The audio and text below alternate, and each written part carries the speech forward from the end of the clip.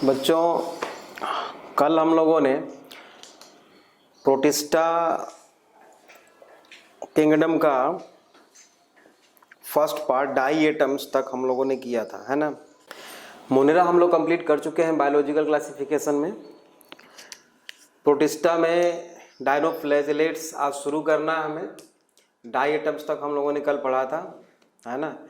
Die atoms में थोड़ा सा अगर आप रिवाइज करना चाहें तो कल हम लोगों ने जो बात की थी वो ये कि रिप्रोडक्शन प्रोटिस्टा में कैसे होता है। ए sexual sexual mode of reproduction दोनों होता है। और डाई एटम्स का सेल का जो स्ट्रक्चर होता है वो कैसा होता है ये भी देखा था हमने। यूकैरियोटिक सेल होती है ना प्रोटिस्टा। यूकैरियोटिक यूनिसेलुलर होते हैं सारे।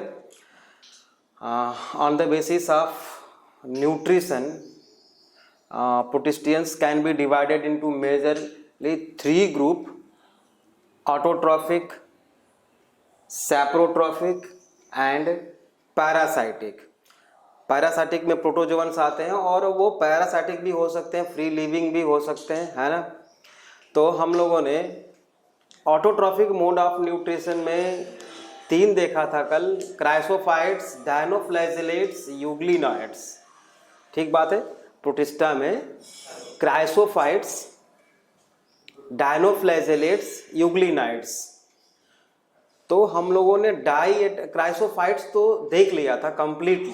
अब आज स्टार्ट करने जा रहे हैं हम बायोलॉजिकल क्लासिफिकेशन प्रोटिस्टा किंगडम का डायनोफ्लैजेलेट्स, है ना। डायनोफ्लैजेलेट्स पहले तो ये है पार्ट बेटा बायोलॉजिकल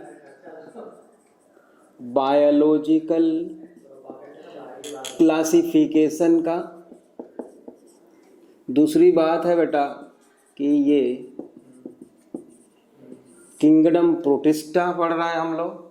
और किंगडम प्रोटिस्टा में बेटा हम लोगों ने कल डाई एटम्स पढ़ लिया था। आज हम शुरू करने जा रहे हैं डायनोफ्लैजेलेट्स। बेटा जैसा कि नाम है डाई मीन्स टू और फ्लैजेलेट्स मतलब कि 2 फ्लैजेला, है ना। डायनोफ्लैजेलेट्स मतलब पहला कैरेक्टरिस्टिक फीचर तो हम क्या लिख दें, 2 फ्लैजेला प्रेजेंट। 2 फ्लैजेला इसमें होगा, है ना। दूसरा प्रॉपर्टी ये है बेटा, दे आर ओनली मैराइन मतलब सी वाटर में ये केवल पाए जाते हैं, फ्रेश वाटर में नहीं पाए जाते हैं। ये 2 प्रॉपर्टी आपको समझ में आ गया। तीसरी बात है बेटा कि ऑल आर फोटोसिंथेटिक। वैसे भी हम तो फोटोसिंथेटिक जितने भी ऑर्गेनिजम्स हैं प्रोटिस्टा के उसको हमने ग्रुपिंग कर ही दिया था on the basis of nutrition. But यहाँ भी चाहो तो आप लिख सकते हो all are photosynthetic. All are photosynthetic. All are photosynthetic. आप पूरा सेंटेंस चाहो तो लिख सकते हो ताकि आपको बाद में याद रहे, है ना। It means they are good producers. ये गुड प्रोड्यूसर्स हैं, ठीक है। अच्छा, they occur in, next property, they occur in different colours. कई सारे ऑरेंज आप लिखते चलो, occur in different colours, orange, red, yellow etcetera. Orange, red, yellow etcetera. Next point, they have cell plate. They have cell plate made by cellulose.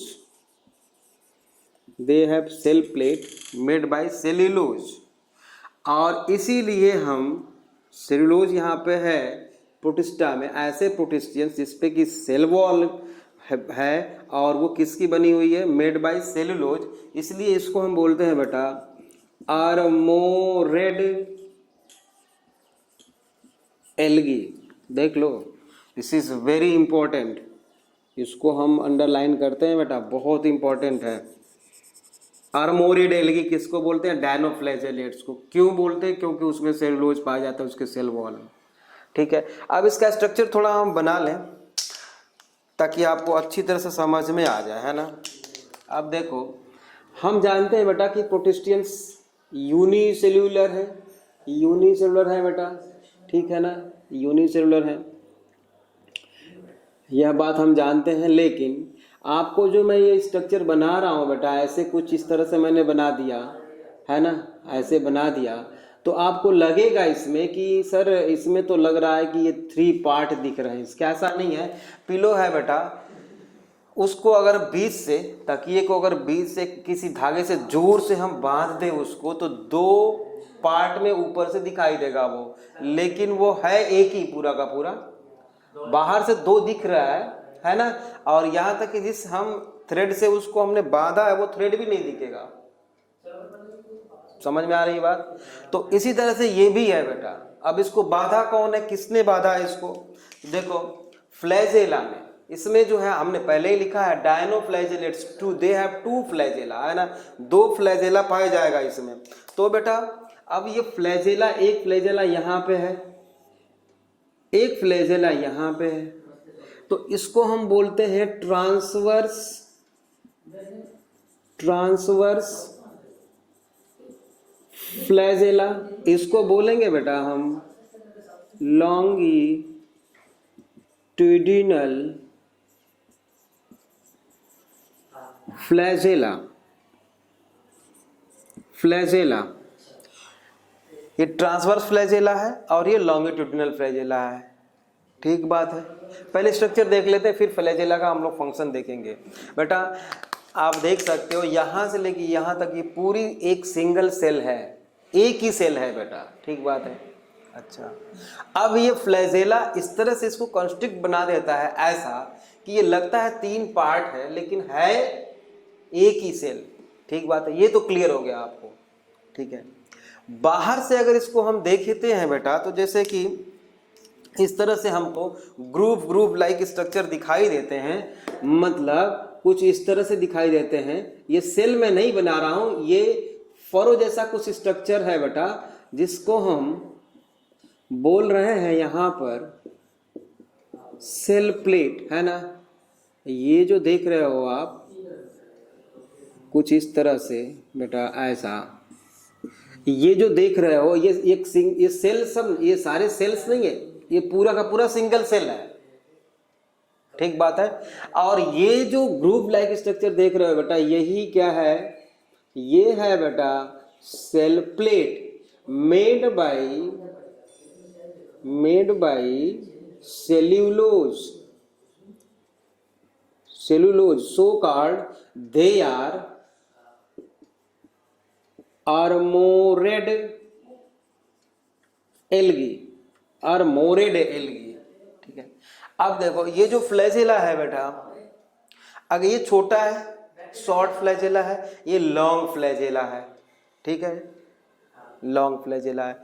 ये long flagella move करेगा यूं, तो इसकी पूरी बॉडी को ऊपर ले जाएगा ऐसे वाटर में, सी वाटर में, मतलब बेटा ये ऐसे जाएगा।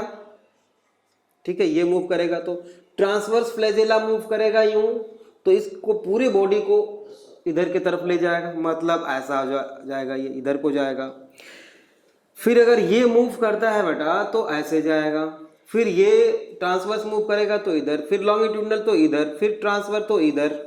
मतलब अगर इसको यहाँ से यहाँ जाना है बेटा तो सीधा ना जा करके ये ऐसे ऐसे जाएगा, जिगजैग जाएगा, है ना।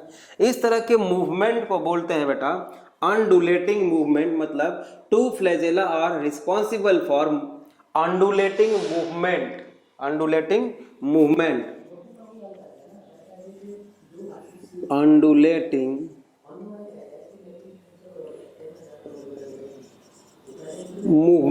ठीक है ना। रिस्पॉन्सिबल फॉर अंडुलेटिंग मूवमेंट, जो कि मेल गैमिट में, सॉरी ये अंडुलेटिंग मूवमेंट नहीं बेटा, इसको व्हिपलैश मूवमेंट बोलते हैं। थोड़ी सी यहाँ मिस्टेक हो गई, व्हिपलैश मूवमेंट बोलेंगे इसको, व्हिपलैश मूवमेंट। अंडुलेटिंग मूवमेंट भी कुछ इसी तरह से होती है, वो हम लोग बाद में पढ़ेंगे ना, +2 में पढ़ेंगे स्पर्म के केस में, है ना। तो ये व्हिपलैश मूवमेंट, दोनों फ्लैजेला मिलके इसको व्हिपलैश मूवमेंट कराते हैं डायनोफ्लैजेलेट्स को। स्ट्रक्चर सिंपल, अभी तक हमने क्या देखा, बहुत आराम से याद हो सकता है बेटा। They have 2 flagella, they are only marine, photosynthetic, है ना, occurs in different colours, orange, red, yellow, cell plate made by, they have cell plate made by cellulose, so called they are armored algae। यहाँ तक याद हो गया शायद आपको, डायनोफ्लैजेलेट्स में आर्मोरेड एल्गी, ठीक बात है। अच्छा, एक बात और है इसमें, बहुत ही अच्छी बात है, जो शायद हमने मोनेरा जब हम लोग पढ़ रहे थे तो उस समय हमने बात की थी, अगर आपको याद हो तो, नहीं भी याद हो तो चलो कोई बात नहीं, फिर से उसको हम बताते हैं। दे आर मीजोकैरियोटिक, है ना, दे आर मीजोकैरियोटिक, दे आर मीजोकैरियोटिक। बेटा आपने सुना है प्रोकैरियोटिक, यूकैरियोटिक सुना है, लेकिन मीजोकैरियोटिक नहीं सुना है। मीजो मतलब बीच में, लेकिन आपने मीजोकैरियोटिक नहीं सुना है। तो ये मीजोकैरियोटिक का मतलब क्या हुआ, बता सकते हो आप? देखो मैं बताता हूँ, ये यहाँ पे मैं लिख दूँ प्रोकैरियोट, आपको समझाने के लिए सिर्फ लिख रहा हूँ मैं प्रोकैरियोट, ठीक है। यहाँ पे मैं यूकैरियोट लिख दूँ, यूकैरियोट। अब देखो प्रोकैरियोट में बेटा डीएनए होता है, यूकैरियोट में डीएनए होता है, ठीक है। प्रोकैरियोट में न्यूक्लियस होता है क्या? नहीं होता, नहीं होता।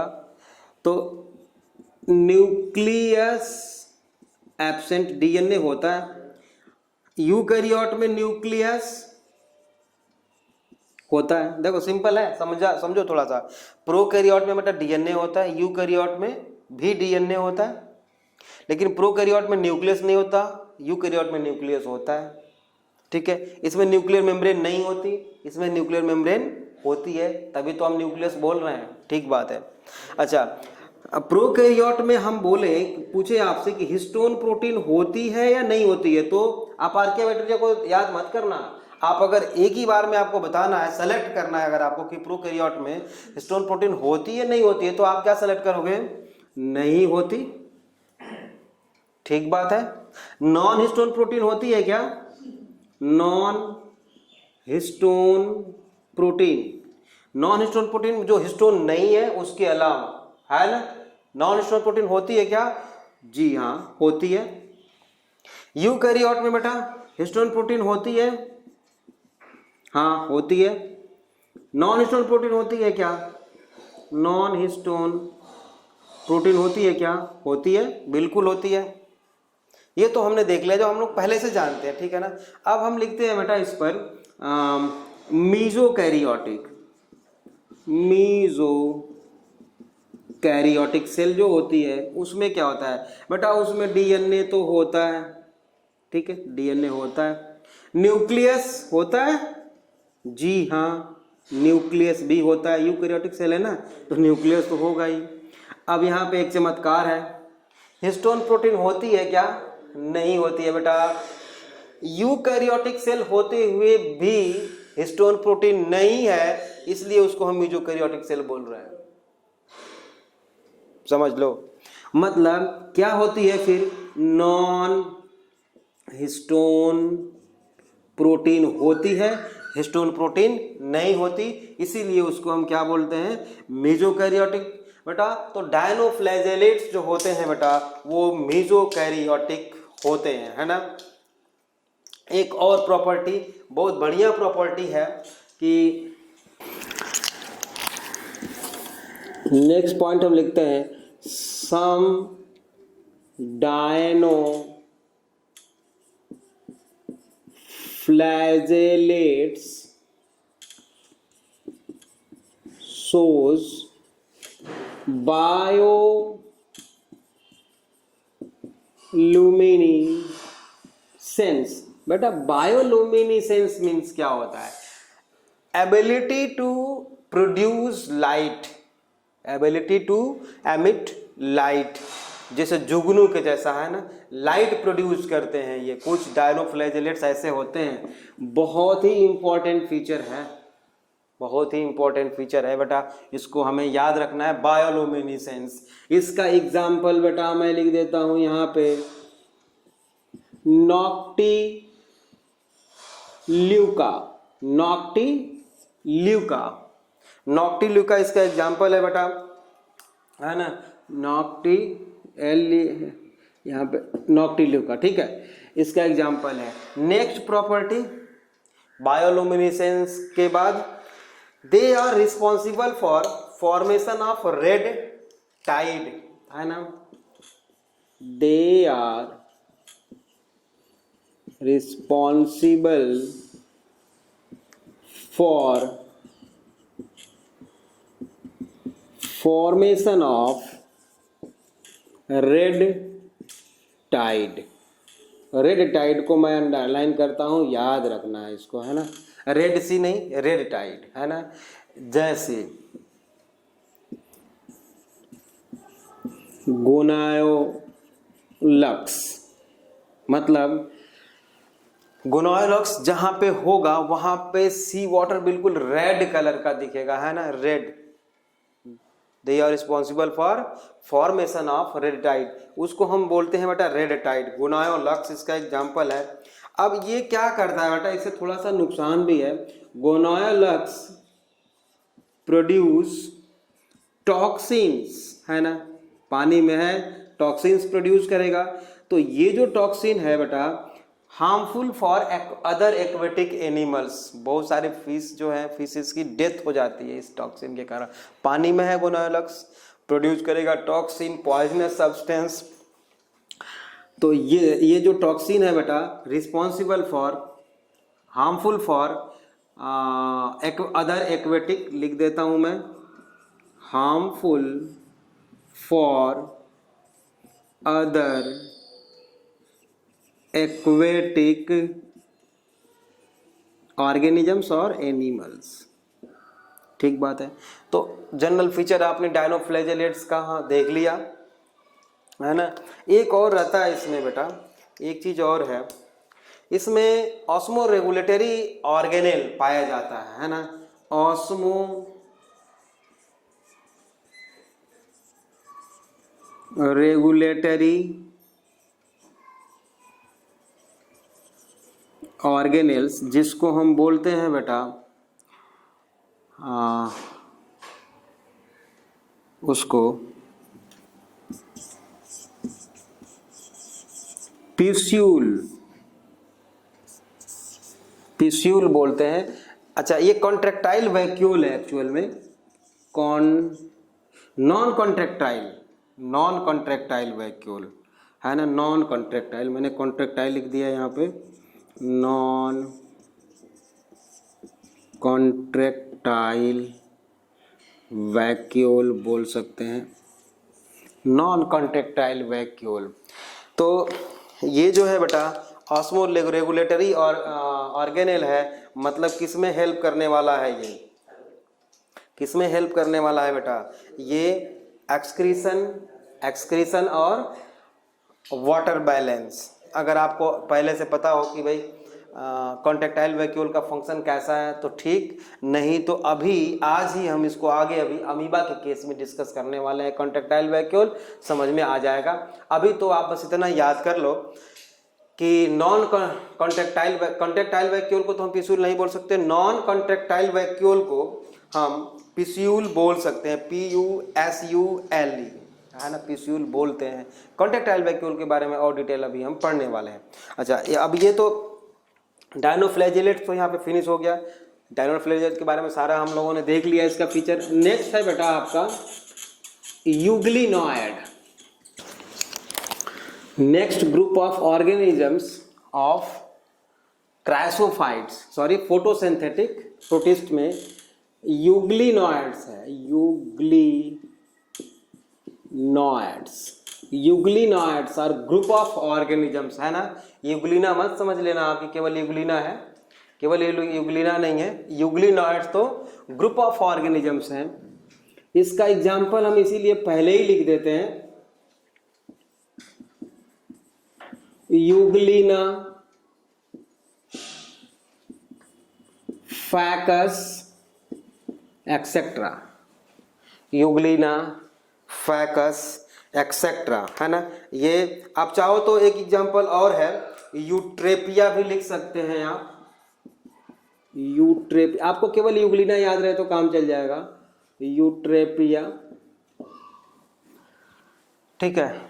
इसका जनरल फीचर देखते हैं हम। पहला इंपॉर्टेंट फीचर, यूग्लिना बेटा, यूग्लिना जो है, पहले इसके न्यूट्रिशन के बारे में हम बात कर लेते हैं। न्यूट्रिशन इन यूग्लिना या euglenoid, they are may be autotrophic, मतलब ऑटोट्रॉफिक मतलब फोटोसिंथेटिक है बेटा। ये फोटोसिंथेटिक मतलब due to presence of light they prepare their own food, बना लेंगे अपना।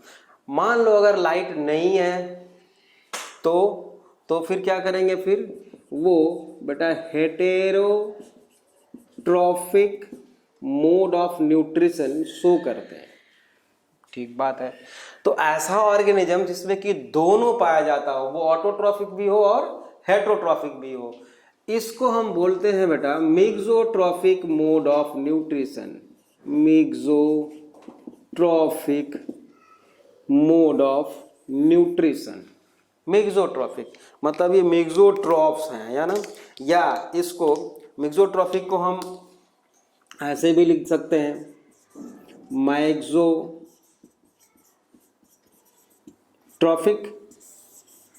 Mode of nutrition. तो आप बताओ, all animals are heterotrophic mode of nutrition, so heterotrophic mode of nutrition।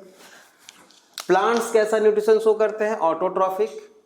ठीक बात है, प्लांट्स सारे ऑटोट्रॉफिक हैं, एनिमल सारे हेटेरोट्रॉफिक हैं। तो दोनों के बीच में कौन है, यूग्लिना है, मतलब यूग्लिनॉइड्स है। देख क्यों, क्योंकि ये ऑटोट्रॉफ भी है और हेटेरोट्रॉफ भी है। तो इसको हम क्या बोलेंगे, they are connecting link between plants and animals, right? They are connecting link between, आप लिख लो, नेक्स्ट पॉइंट लिख लो, they are connecting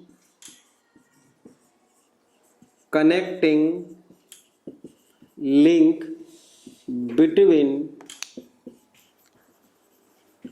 plants and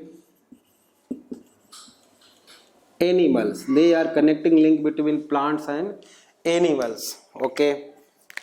अच्छा, एक चीज और है, ये पाए कहाँ जाते हैं बेटा, fresh water and damp soil, है ना। कहाँ पाए जाते हैं, fresh water and damp soils में पाए जाते हैं। ठीक बात है, फ्रेश वाटर, मैराइन वाटर नहीं, फ्रेश वाटर ओनली, है ना। अच्छा, they are shows creeping movement. Creeping होता मतलब रेंग के चलने वाले, है ना। Creeping movement due to contraction and relaxation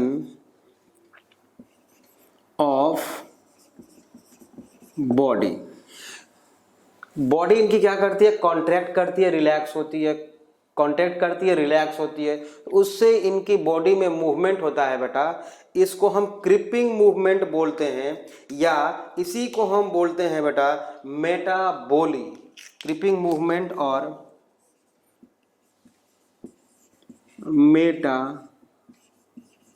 मेटाबोली भी बोलते हैं, क्रिपिंग मूवमेंट और मेटाबोली। तो ये आपको अच्छी तरह समझ में आ गया। अब आपने एक चीज और सुना होगा, अमीबॉयड मूवमेंट, जैसे कि ह्यूमन अमीबा तो मूव करता ही है due to pseudopodia. Pseudo means false, podia means feet, false feet. तो आपने कई बार सुना होगा कि अमीबा जो है स्यूडोपोडिया के हेल्प से मूव करता है। हमारे बेटा बॉडी में बहुत सारे सेल्स हैं जो अमीबॉयड मूवमेंट शो करते हैं। जैसे आप मोनोसाइट्स को ले लो, वो WBC की टाइप होती है ब्लड में, तो वो क्या करती है बेटा, अमीबॉयड मूवमेंट शो करती है, मतलब अमीबा के जैसा मूवमेंट शो करती है ना, तो उसको हम due to formation of pseudopodia, तो उसको हम बोलते हैं अमीबॉयड मूवमेंट। इसी तरह से बेटा जो क्रिपिंग मूवमेंट यूग्लिना में होती है या यूग्लिनॉइड में होती है, उसको हम मेटाबोली भी बोलते हैं, या इसी के जैसा मूवमेंट करने वाले जितने भी और हैं ऑर्गेनिजम्स, उनको हम यूग्लिनॉइड मूवमेंट भी बोल सकते हैं, है ना। यूग्लिनॉइड मूवमेंट और यूग्लिनॉइड मूवमेंट, तो यूग्लिनॉइड मूवमेंट बोले, क्रिपिंग मूवमेंट बोले, मेटाबोली बोले, बात सारा एक ही है, सारा बात एक ही है बेटा। ठीक है, अब हम आगे बढ़ते हैं, इसके स्ट्रक्चर पे चलते हैं कि यूग्लिना का स्ट्रक्चर कैसा होता है। यूग्लिना बेटा स्ट्रक्चर की बात करें तो ये यूनिसेलुलर है बेटा, तो इसके बॉडी का क्लियर कट हम पार्ट देखना चाहें तो कुछ इस तरह से है।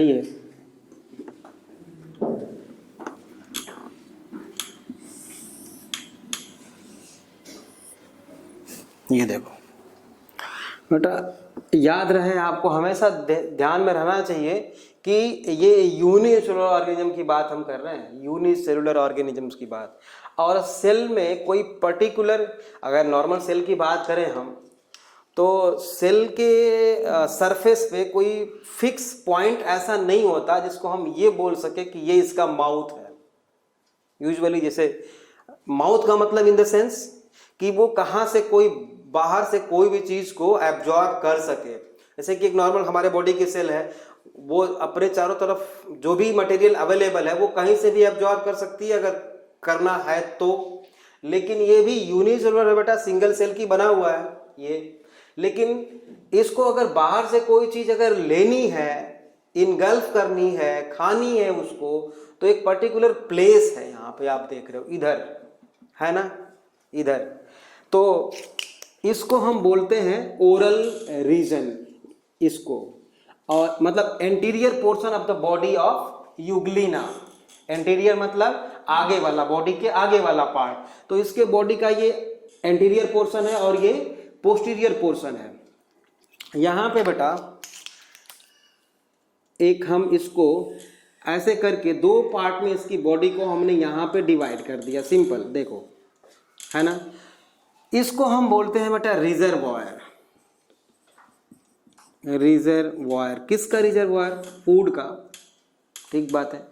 अच्छा, the body of euglena is externally covered by proteinaceous coat called pellicle, है ना। क्या बोलते हैं उसको? पेलिकल बोलते हैं बेटा। देख लो, यहां से ये ऐसे externally covered by a pellicle, protein coat होती है ये, है ना। पेलिकल क्या है बेटा, किसका बना है ये? प्रोटीन कोट है ये, ठीक बात है। और पेलिकल के नीचे क्या है जो सभी सेल्स में होता है? इसको हम जो ब्लू कलर से मैंने बनाया है यहाँ पे, ये क्या है बेटा? सेल मेम्ब्रेन या प्लाज्मा मेम्ब्रेन। सेल मेम्ब्रेन है ये। पेलिकल का काम क्या है, क्या हो सकता है बता सकते हो? पानी में रहता है बेटा। एक्सेस अमाउंट ऑफ वाटर इसके बॉडी में इंटर ना कर जाए, उससे ये प्रिवेंट करता है। तो आप बोलोगे सर इधर तो नहीं है, इधर को रेगुलेट कर सकता है ना, तो आप बोलोगे कि इधर से भी तो रेगुलेट कर सकता था, नहीं कर सकता था, बट उसको ज़्यादा एफर्ट लगाने पड़ेंगे ना, ज़्यादा मेहनत करनी पड़ेगी बेटा इधर। इसीलिए ये ओरल ग्रूव के तहत इधर ही से खाना खाता है ये यूग्लिना, तो यहाँ पे पेलिकल एब्सेंट है, यही बात याद रखनी है। ओरल ग्रूव के तरफ, ओरल पार्ट के तरफ एब्सेंट है पेलिकल, ठीक है ना। अच्छा, बाहर पोस्टीरियर रीजन में पेलिकल प्रेजेंट है, जिसको हम जो बना होता है बेटा किसका, प्रोटीन कोट का, प्रोटीन कोट होती है ना। इस प्रोटीन कोट को हम एक नाम और दे सकते हैं बेटा पेरीप्लास्ट, पेलिकल और पेरीप्लास्ट भी बोल सकते हैं, पेरीप्लास्ट, ठीक बात है। अब यहाँ पे देखो ओरल ग्रुप के पास एक रेड स्पॉट होता है, रेड स्पॉट, ठीक बात है। इसका फंक्शन क्या है बेटा, सेंसिटिव टू लाइट, है ना। इसका फंक्शन यहाँ पे लिख सकते हो, सेंसिटिव टू लाइट। क्या काम करता है ये, जैसे मान लो ये सी वाटर है, सॉरी ये फ्रेश वाटर है ना, फ्रेश वाटर है, ये वाटर में है बेटा, पानी में है, यहाँ पर है यूग्लिना, ठीक है। लाइट यहाँ पे है, यहाँ पे अवेलेबल नहीं है, मान लो किसी कारणवश यहाँ पे लाइट अवेलेबल नहीं है, तो ये जो रेड स्पॉट है बताएगा कि source of light, direction of light, किधर से लाइट आ रही है, मतलब कहाँ पे है। आंखें नहीं है इसकी, जैसे हम हमारी आंखों का दो काम है बेटा, एक तो ये है कि हम किसी चीज को देख पा रहे हैं, किसी ऑब्जेक्ट को देख पा रहे हैं, दूसरा काम हम अपनी आंखों को बंद कर दें अगर, और लाइट को के स्विच को ऑन और ऑफ करें तो हमें पता लग जाएगा, आंखें बंद है फिर भी हमको पता लग जाएगा बेटा कि लाइट है या नहीं है ना। Presence and absence of light उसको भी सेंस करती है हमारी आंखें। उसी तरह से बेटा ये जो रेड स्पॉट है ना यूग्लिना का, ये लाइट को सेंस करता है कि लाइट है या नहीं है, और है तो किधर से आ रही है, उधर के तरफ ये मूव कर जाएगा बेटा यूग्लिना। और मूव करेगा तो मूव करने के लिए कोई इसके पास लोकोमोटरी ऑर्गन तो होना चाहिए, वो भी है ना। ये देखो एक है बेटा यहाँ पर लॉन्ग फ्लैजेला, बहुत लंबा फ्लैजेला होता है, इतना बड़ा मैंने बना दिया, और एक होता है बेटा रूडिमेंटरी या शॉर्ट फ्लैजेला, है ना। ये शॉर्ट फ्लैजेला है या रूडिमेंटरी फ्लैजेला भी बोल सकते हैं, रूडिमेंटरी फ्लैजेला। और ये क्या है बेटा, लॉन्ग फ्लैजेला, लॉन्ग फ्लैजेला है या शॉर्ट फ्लैजेला है, लॉन्ग फ्लैजेला। ये जो लॉन्ग फ्लैजेला है बेटा यही क्या है, फंक्शनल है, और ये रूडिमेंटरी फ्लैजेला क्या है, नॉन फंक्शनल होता है। ये नॉन फंक्शनल होता है छोटा वाला, और ये बड़ा वाला जो होता है वो फंक्शनल होता है बेटा, है ना। एक चीज और है, हम लोगों ने फ्लैजेला का स्ट्रक्चर मोनेरा में देखा था कि फ्लैजेला के तीन मेन पार्ट होते हैं।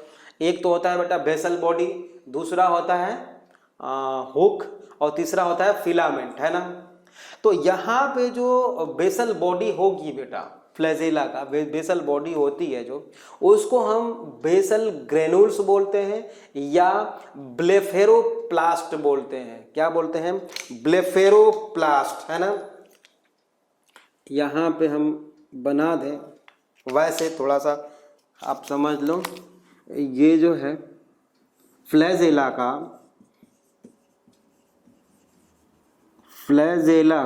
जहाँ से एराइज हो रही है, जहाँ से इसकी ओरिजिन है बेटा फ्लैजेला की, इसको हम बेसल ग्रेनुल, और इसी को हम बोलते हैं बेटा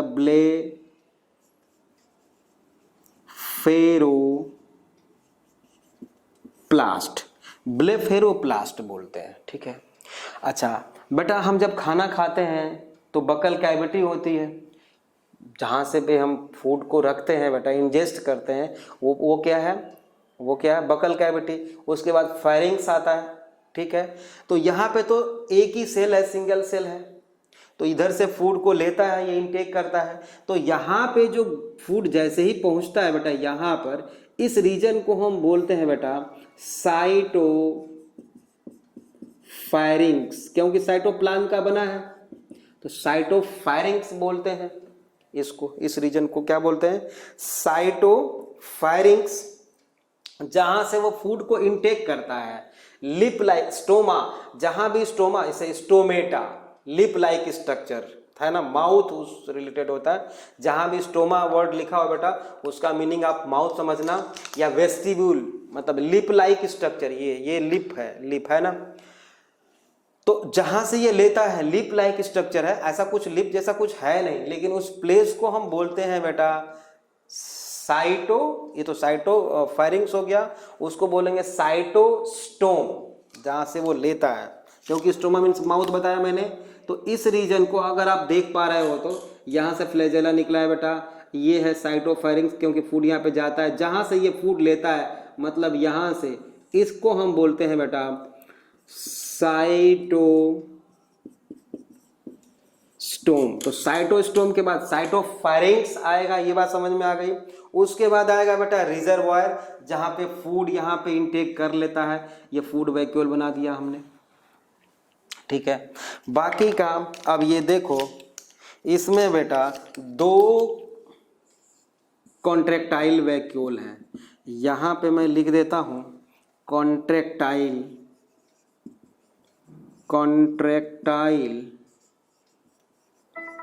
वैक्यूल, इसको मैं लिख देता हूं कॉन्ट्रैक्टाइल वैक्यूल,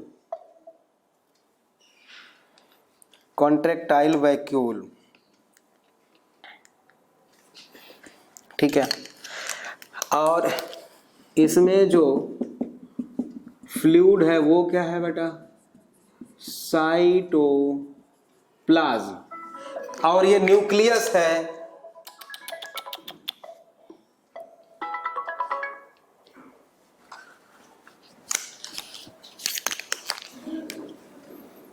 ये न्यूक्लियस है, यहाँ पे एक न्यूक्लियस होगा इसमें बेटा,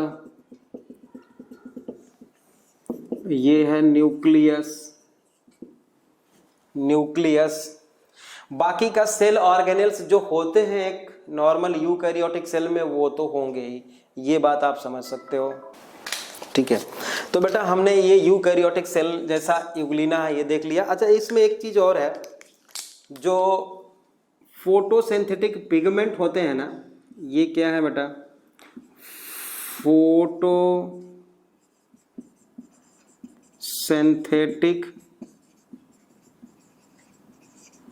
पिगमेंट्स में ये एक बात याद रखनी है, क्लोरोफिल ए और क्लोरोफिल बी पाया जाता है, ठीक है। सिंपल स्ट्रक्चर, तो ये तो मैंने यूग्लिना का स्ट्रक्चर बताया बेटा। अब यूग्लिनॉइड का भी यही सारा प्रॉपर्टी होगा, ठीक है ना, यूग्लिनॉइड, सारे यूग्लिनॉइड्स की प्रॉपर्टी यही होगी। उसके 2-3 एग्जांपल मैंने फैकस लिखा था, यूट्रेपिया लिखा था और यूग्लिना लिखा था। एक चीज और है, इस कॉन्ट्रैक्टाइल वैक्यूल के बारे में थोड़ा और डिटेल बात कर लेते हैं, क्योंकि बार बार ये परेशान करता रहेगा आपको, ठीक है ना, ठीक है। तो अभी आगे आने वाला है कॉन्ट्रैक्टाइल वैक्यूल, इसलिए इसकी बात हम लोग अभी यहीं पे ख़त्म कर लेते हैं, अच्छा रहेगा, ठीक है। अब एक चीज़ बताओ आप, हम कोई भी एक ऑर्गेनिज्म को ले लेते हैं, जैसे कि यूग्लिना, पैरामीशियम या अमीबा, ठीक है ना। अभी कॉन्ट्रैक्टाइल वैक्यूल को समझने के लिए हम एग्जांपल ले रहे हैं। कोई एक सेल है बेटा, आप दिमाग में रखना, क्या चाहे यूग्लिना हो सकता है, पैरामीशियम हो सकता है, अमीबा हो सकता है ना। अमीबा चलो मान लेते हैं, अमीबा है बेटा, ये अमीबा है और यहाँ इसका ये फूड मटेरियल है, पानी में रहता है, ये एक्वेटिक है, ये इसका फूड मटेरियल है बेटा, ये इसका फूड मटेरियल है। इसको इस फूड मटेरियल को इनगल्फ करना चाहता है ये। तो होता क्या है बेटा, अगर अमीबा है तो अराउंड दिस फूड वैक्यूल ये स्यूडोपोडिया की फॉर्मेशन करता है, ये बात आप पहले से भी जानते हो, नहीं जानते हो तो देख लो। ये जो आउटग्रोथ हुई है सेल की, इसको हम सीडोपोडिया बोल रहे हैं बेटा, ठीक है। अब क्या होगा कि थोड़ी देर के बाद ये सीडोपोडिया कुछ इस तरह से हो जाएंगे, ऐसे मिल गया आके, और इसके अंदर फूड वैक्यूल आ गया बेटा यहाँ पे, ठीक बात है। यूकैरियोटिक सेल है ये, यहाँ पे न्यूक्लियस है और बाकी सारे सेल ऑर्गेनेल्स हैं, हम उसको मेंशन नहीं किए हैं, ठीक बात है। थोड़ी देर के बाद क्या होगा बच्चे कि ये फूड वैक्यूल अंदर आ गया। ऐसा क्यों हुआ? क्योंकि हम जानते हैं बेटा प्लाज्मा मेम्ब्रेन में हाई रीजनरेशन पावर होता है। प्लाज्मा मेम्ब्रेन अपने आप को रिपेयर कर सकती है, जहां से भी ब्रेक होगा वो रिपेयर कर लेगी तुरंत। तो ये सूडोपोडिया की जो फॉर्मेशन हुई है, प्लाज्मा मेम्ब्रेन ही तो है यहाँ पे, फूड के चारों तरफ प्लाज्मा मेम्ब्रेन ही तो आ गई और ये फूड वैक्यूल अंदर आ गया विद प्लाज्मा मेम्ब्रेन, ठीक बात है ना। इसके चारों तरफ प्लाज्मा मेम्ब्रेन है फूड के, देख लो ये फूड था, ठीक बात है। यूकैरियोटिक सेल है, इसके पास एंजाइम्स हैं बेटे, और वो एंजाइम्स हो सकता है बेटा कि लाइसोसोम के अंदर है। अब इस एंजाइम का एक्शन होगा इसके ऊपर, रिलीज करेंगे, और ये सारे के सारे एंजाइम्स इस फूड को डाइजेस्ट करके छोटे छोटे मोनोमर्स में तोड़ देंगे, जैसे कि स्टार्च है तो ग्लूकोज में तोड़ देंगे, ठीक बात है। अब इसका यूज कर लेगा ये सेल, जैसा भी यूज करना है उसको, रेस्पिरेशन में यूज करना है और बहुत सारे मेटाबॉलिक एक्टिविटी चल रहे होते हैं उसमें यूज कर सकता है, ठीक है, समझ में आ गया। अब दो बातें हैं बेटा, अगर ये सॉलिड फूड ले रहा है और एक्वेटिक है तो इसके साथ में यहां पर कुछ वाटर मॉलिक्यूल्स होंगे, जो वाटर अंदर आ जाएगा, इस फूड के साथ कुछ वाटर अंदर आएगा, बिल्कुल आएगा, ठीक बात है। वैसे इस प्रोसेस को हम क्या बोलते हैं? फैगोसाइटोसिस। साइटोसिस समझ रहे हो? फैगोसाइटोसिस प्रोसेस है ये, इनगल्फ कर लिया फूड को, इसने इनगल्फ कर लिया, फैगोसाइटोसिस। और बाहर से कोई चीज अंदर आ रही है इसलिए इंडोसाइटोसिस, ठीक है, इंडो या इंडोस्मोसिस, ठीक बात है। एक चीज और है, ये सॉलिड फूड मटेरियल को अगर इनगल्फ करता है अमीबा तो उसको हम बोलते हैं holozoic mode of nutrition, holozoic mode of nutrition, या इसी को हम अभी नाम लिया हमने फैगोसाइटोसिस। क्यों? क्योंकि सॉलिड फूड मटेरियल है, सॉलिड फूड मटेरियल है बेटा, तो उसको बोलना है फैगोसाइटोसिस। अगर मान लो लिक्विड लेता है ये, है ना, लिक्विड कोई चीज लेता है, अगर कोई चीज अगर लिक्विड लेता है बेटा ये, तो उसको हम बोलते हैं बेटा पिनोसाइटोसिस, पिनोसाइटोसिस। तो फैगोसाइटोसिस और पिनोसाइटोसिस दोनों आपको समझ में आ गया। पिनोसाइटोसिस का एक नाम हम और देते हैं बेटा सेल ड्रिंकिंग, सेल ड्रिंकिंग भी बोलते हैं पिनोसाइटोसिस को। और ये फैगोसाइटोसिस है, कई बार आएगा, हम आगे और डिटेल इसके पढ़ेंगे, है ना, सेल वाले चैप्टर में भी आएगा। अभी थोड़ा सा आपको कॉन्ट्रैक्टाइल वैक्यूल के रिस्पेक्ट में हमको कुछ बताना है, ठीक है। तो हमने ये देखा बेटा कि ये अमीबा चाहे सॉलिड फूड मटेरियल ले या लिक्विड फूड मटेरियल ले, दोनों के केस में इसके साइटोप्लाज्म में वाटर का कंटेंट बढ़ेगा, और ये कंटिन्यू अगर होता रहा, वाटर कंटेंट लगातार अगर बढ़ता रहा बेटा साइटोप्लाज्म में, तो क्या हो जाएगा? सेल बर्स्ट कर जाएगी। उससे अपने आप को बचाना है, इसको बचाना है। तो फिर क्या करता है बेटा, जितने वाटर मॉलिक्यूल्स आते हैं उस, ये मान लो एक वाटर मॉलिक्यूल ये है, एक वाटर मॉलिक्यूल ये है, तो ये सारे मिलके एक बड़ा वैक्यूल बना लेंगे, वाटर वैक्यूल समझ लो एक तरह से। तो इसको बोलते हैं हम कॉन्ट्रैक्टाइल वैक्यूल। कॉन्ट्रैक्टाइल मतलब ये कॉन्ट्रैक्ट कर सकता है, रिलैक्स भी हो सकता है, ठीक बात है। कॉन्ट्रैक्टाइल वैक्यूल, इसमें क्या क्या है? इसमें है बेटा एक तो एक्सेस अमाउंट ऑफ वाटर, दूसरी चीज क्या है, इसके सेल के अंदर बहुत सारे मेटाबॉलिक वेस्ट बन रहे होंगे, एक्सक्रीटरी मटेरियल बन रहा होगा, वो सारा का सारा एक्सक्रीटरी मटेरियल कहाँ पे आ जाएगा बेटा, इसी कॉन्ट्रेक्टाइल वैक्यूल के अंदर आ जाएगा। बिल्कुल सही बात है, ठीक है। एक्सेस अमाउंट ऑफ आयंस है ना, जैसे कि सोडियम आयन है, पोटेशियम आयन है, क्लोरीन है, बहुत सारे जो इसके पीएच को मेंटेन करते हैं सेल के, वो भी इसमें आ जाएंगे। तो जैसे बड़ा होते होते जब बहुत बड़ा हो जाएगा तो होगा क्या बेटे, ये एक सेल है, ठीक है, ये एक सेल है अमीबा का, और ये कॉन्ट्रेक्टाइल वैक्यूल है, इसके सरफेस पे आएगी और इस तरह से मेम्ब्रेन बर्स्ट होगी और ये सारा कचरा बाहर, सब बाहर। तो मेंटेन कर लिया, साइटोप्लाज्म की फ्लूइडिटी को मेंटेन कर लिया इसने। तो कॉन्ट्रेक्टाइल वैक्यूल का काम बता सकते हो आप, function of contractile vacuole maintain. पहला काम तो क्या है, प्राइमरी फंक्शन पहले लिखता हूं मैं इसका। प्राइमरी फंक्शन है इसका होता है बेटा ऑस्मो रेगुलेशन। ऑस्मो रेगुलेशन मतलब वाटर का बैलेंस करना। यही काम हमारे अंदर बेटा किडनी करती है।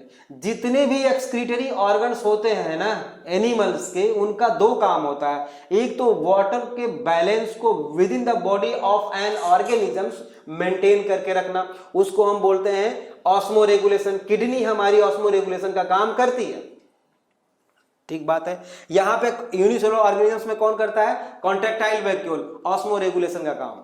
दूसरा एक्सक्रीशन, किडनी हमारी एक्सक्रीशन का भी काम करती है बेटा, एक्सक्रीशन का काम करती है, remove excretory material, metabolic excretory material outside from the body of N organisms, तो एक्सक्रीशन का काम कर रही है। आप एक और चीज लिख सकते हो, maintain ionic balance. Ionic balance को भी मेंटेन करके रखता है ये जितने भी एक्सक्रीटरी ऑर्गन्स हैं, जैसे कि ह्यूमन में किडनी और इसमें कॉन्ट्रेक्टाइल वैक्यूल। तो बेटा कॉन्ट्रेक्टाइल वैक्यूल का काम आप लोगों को समझ में आ गया, ठीक है ना। यूनिसेलुलर ऑर्गेनिजम्स में यूजुअली ये बहुत बढ़िया रोल प्ले करता है बेटा, है ना।